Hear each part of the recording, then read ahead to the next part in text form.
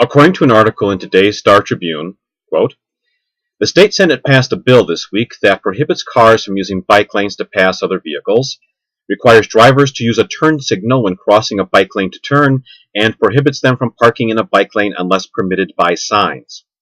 The Senate Minority Leader has raised some objections to this bill.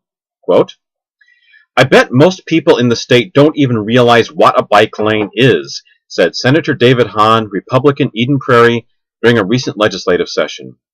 He called a proposal to ban motor vehicle parking in bike lanes ridiculous and a way to collect fines.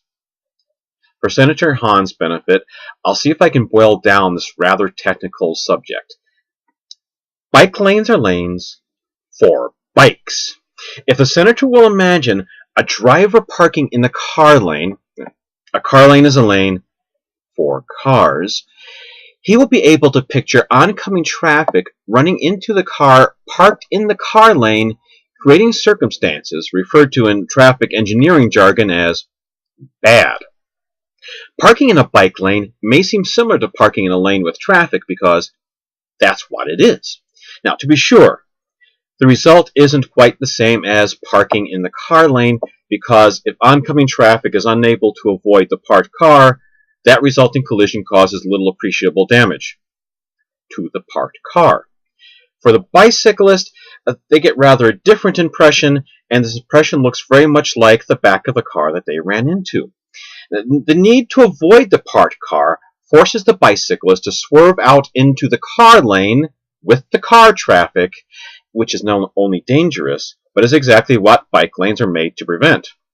Now, this perhaps should be obvious to a senator from Eden Prairie, but since it apparently isn't, let's make sure the senator is clear on this.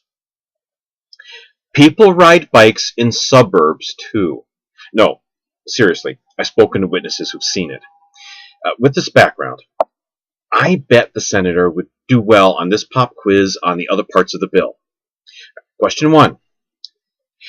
If a car uses the bike lane to pass another car, is this behavior dangerous for A, the car being passed, B, the car doing the passing, or C, the bicycle run over by the car doing the passing?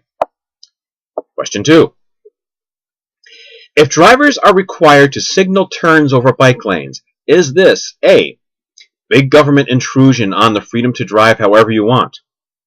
B, the same requirement to signal as at any other turn?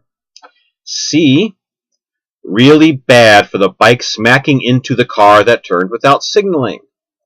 Actually, that was a bit of a trick question. It's both B and C. Unless you're an ideologically correct conservative, in which case all three are correct.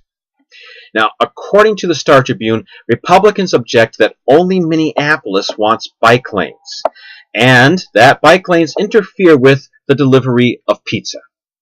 They have a point, because no one in Minneapolis has been able to order a pizza for years. You think Minneapolis became one of the country's least overweight cities just by having a bicycle everywhere? No. It's because no one in the city can get a damn pizza.